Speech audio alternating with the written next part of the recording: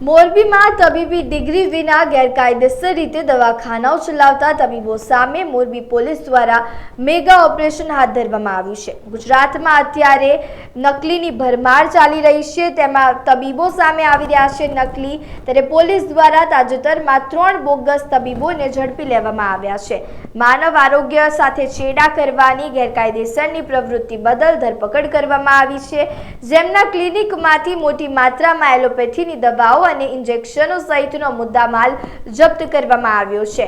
તો આ તબીબોની વાત કરીએ તો મોરબીના લક્ષ્મીનગર ગામે શ્રીરામ ક્લિનિક ચલાવતા હિતેશ કારાવાડિયા, નિત્યાનંદ સોસાયટી નજીક શ્રીજી ક્લિનિક ચલાવતા પ્રણવ અશોકભાઈ ફળદુ અને અશ્વિન વેલજીભાઈ નકુમને પોલીસ આ 3 બોગસ તબીબોને પકડી પાડ્યા છે। ત્યારે ગુજરાત મેડિકલ પ્રેક્ટિશનરી એક્ટ હેઠળ ગુનો નોંધી વધુ તપાસ હાથ ધરી છે।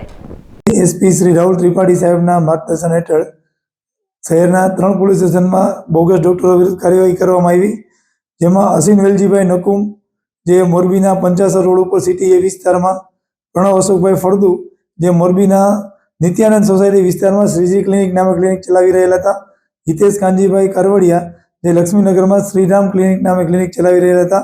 આ તમામ ઇસમો પોતાના ડોક્ટરીના વ્યવસાય માટેના કોઈ પણ જાતની ડિગ્રી કે સર્ટિફિકેટ વગર આ વ્યવસાય કરી રહેલા હતા।